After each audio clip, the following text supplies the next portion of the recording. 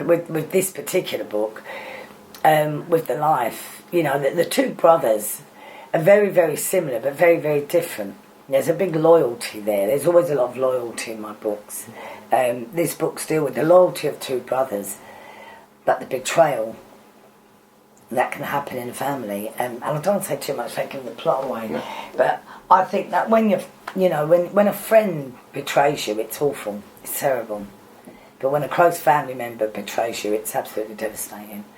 And it's the consequences of that betrayal that causes all the conflict in the book. I think really with the life this time, I think it's a very violent book. I'm not disputing that. It's a very, very violent book. But these are people who live in the very, very violent part of the criminal underworld. So you can't write a book like that without having some kind of, realistic violence in it. Whoever you are, I don't care who you are, you have to have lived it or have a love of what you write about. If you're a horror writer, you must have a love of horror and the supernatural, know an awful lot about it. I lived on a huge big cancer estate, and there were criminals who lived on there. Every cancer estate in the country had it. Unless you were lucky enough to live sort of in a really, sort of like a doctor or something like that. And I don't think it matters who you are. If you come from them places, you know about it. The only thing with me is I've got a really vivid imagination, and I can write about it from the emotional standpoint. People say your books are violent, but actually my books are very anti-violent. I say this is what happens to you if you get caught up in this life. I'm a great lover of live theatre. Actually, I put money years and years and years going to Stones in the Pockets. I went out for the Broadway opening, and I put money in quite a lot of shows.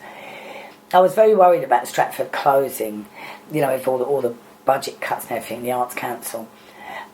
So I've always been generous to them. I give them on average £25,000 a year to make and raise money to make sure that doesn't close. It's such an important part of the whole of Stratford, the whole of East London, really. To Kerry Michaels, you can have 3 of my books for £5 each. All the money goes into the theatre. And we were so lucky because Kerry does it so fantastically. We made, they've been really, really great shows. The Graft was in the top 5 of the Evening Standard Must Watch. It's a theatrical equivalent of a page turner, which was, really lovely.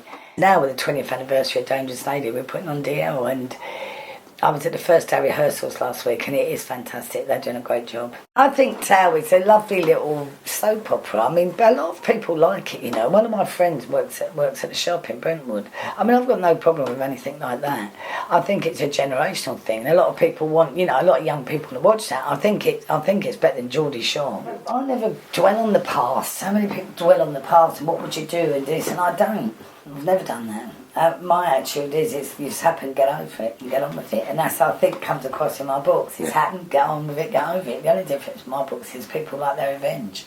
My mum used to say, men get mad, women get even, and I think my books prove that. I was thinking, we've all had this big joke about writing 50 Shades of Dagenham.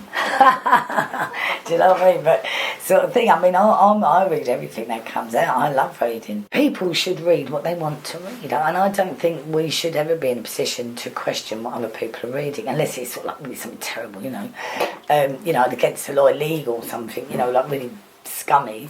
But I think she's tapped into a niche market there. I think that it was time for a book like that.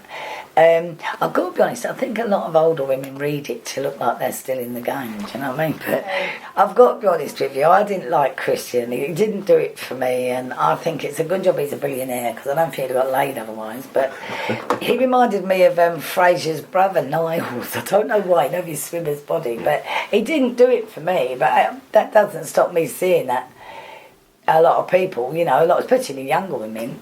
But, if I had a few hours off to see my lover, I really wouldn't want to be hung up and electrocuted, do you know what I mean? I'm getting a bit old for that now, I think. I'd rather have a nice picnic, I think, somewhere. I enjoyed parts of it, but I'm obviously not an S&M girl. My mum used to call Marks and Spencer's S&M. She used to go, got a lovely cardigan at S&M's, and this guy's M&S. But this was a woman who bought a wardrobe at MI5, so... And I've already started a new book, it's called Payback. It's about a man who's the top of his game in every way, across the whole of Europe. He's got clubs, everything, you name it. He's got it, from lap dancing clubs, everything. And his daughter goes missing. Then his number 2 goes missing and is found tortured and murdered. And he can't understand. One of his clubs gets blown up. He can't understand because who would come after him? And you have to read the book to find out exactly who it was.